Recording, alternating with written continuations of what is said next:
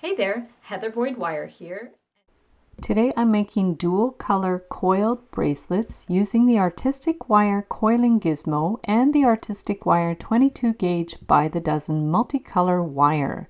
You will also need 16 gauge artistic wire, your flush cutters, flat nose pliers, round nose pliers, and I have the Beadle-On bail making pliers.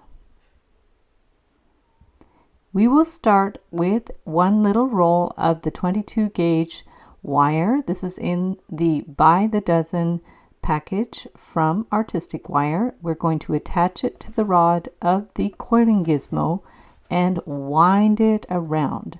We are using the second smallest rod in the kit, and we are going to measure 5 inches of coil. From there, we are going to remove it and put the rod back on the Coiling Gizmo, attach it, and I will show you how it looks with a single color.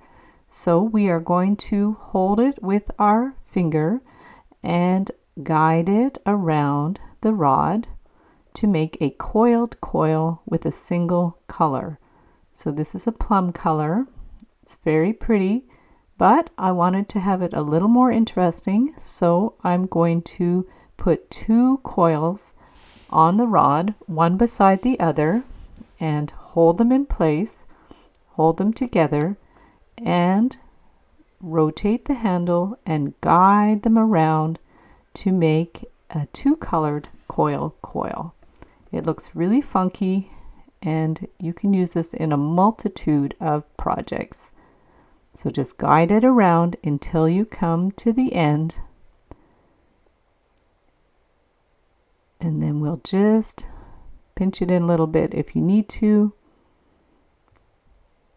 Go as far as you can and remove it from the rod. So now we're going to take about 10 inches of the 16 gauge artistic wire and wind it around the bracelet mandrel.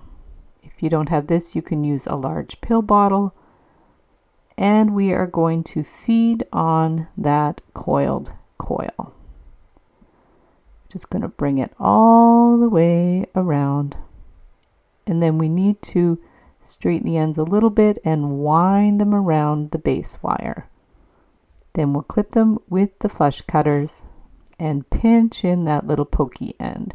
And you could grab the other wire with the tweezer nose pliers and pull it around the base wire. Give it a little clip and pinch it in place with the pliers. Rotate it a little bit to get it right in there. Now I'm adding some beads. I have crow beads and miracle beads. They have a large enough hole to fit on the 16 gauge wire. So once we have the beads on, we're going to add the other coiled coils on the other side and just secure the ends in place as we did before. Give them a little clip, pinch in that little pokey end, rotate it in a little bit, and take the other end and bend it around. Give it a little clip, remove the extra bit, and pinch in that little end. So now we're going to adjust the coils if need be, push them in a little bit, rotate them a bit to make them even. You have a lot of give with this project with the coils, and we are going to take the other ends and wind them around to secure them on the bracelet wire. Give it a little clip and pinch in that end, and then the other side. Grab it with the pliers if it's easier. Give it a little pull, wind it around, and clip it. So now we're just going to push in that end and do the same on the other side. Have a little bit of extra springy wire there. Pinch it in place, and then the last little end. Kind of looks like the coils from inside of those pens. So we are going to pull that around and give it a clip. pinch it in. So now at this point you can stretch out the coil a bit if it's not long enough. Do any little adjustments you need. Measure it so it's centered. And now I'm going to finish the ends in a kind of infinity loop. We're going to do a double clasp on this bracelet just to make it look a little more fancy. So just do a little infinity sign, clip that end flush, and then we have to push that down flat with the flat pliers and do the same on the other side. Make sure they're even, and using the beadle-on bail making pliers, we're going to do a couple of little loops. Looks like an infinity sign or the number 8. So remove that extra wire. I always cut my wires a little too long to be sure. And pinch down that end. And you can use the nylon jaw pliers to push it down a little more to make sure they're even. Now I'm taking some 20 gauge artistic wire just to twist around the beads. This just makes it look a little bit more fancy. Again, I cut my wire a little long, but better too long than too short. You can use your bits to make jump rings and other things. And we're just winding it in between the beads just to make it look a little bit more fancy and to match the coiled silver wire. So just bring it around and finish it on either side of the last beads. This is where you can do any little adjustments that you need, and then we're going to clip the end and bring it around, and we need to clip the other end, and then you can pinch in those little pokey ends. So that's your basic bracelet. You don't have to do a clasp, but if you want it more secure, we can make a clasp to go on those double loops.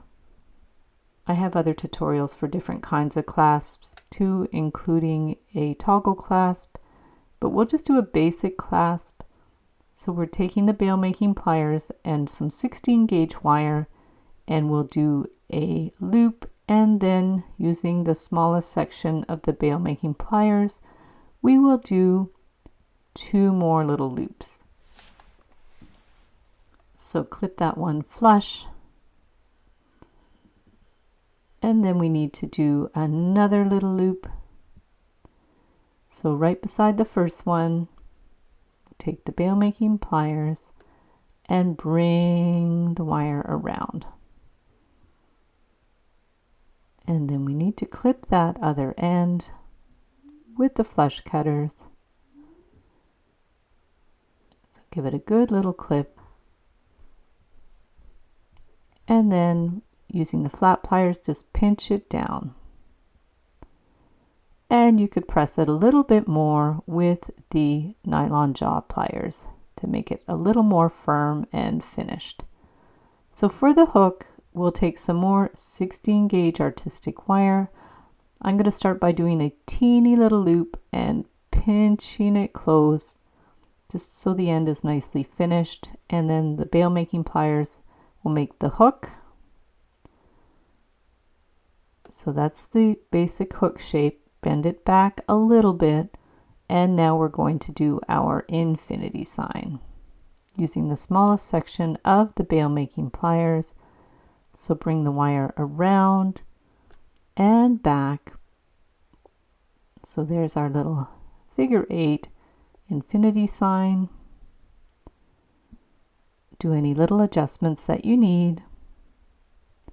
Clip the end flush, and then get our flat pliers to pinch it so there's no little pokey ends and it's nice and flat and straight. So once you finish the adjustments, you can make a couple of jump rings. I'll link up some tutorials for jump rings, attach your clasp, and there you go. So thanks so much for watching the video. Give it a big thumbs up if you liked it. Be sure to subscribe to my channel for lots more wire art and jewelry making videos. And if you'd like to share photos of your wire art and jewelry, be sure to join the Wire Makers Club on Facebook. And if you'd like to check out my work on Etsy, my husband and I specialize in custom wedding cake toppers and funky jewelry. I also have a mailing list, so if you'd like to sign up below, I'll send you my Wire Art Essentials ebook. So thanks again for watching, and we'll see you the next time.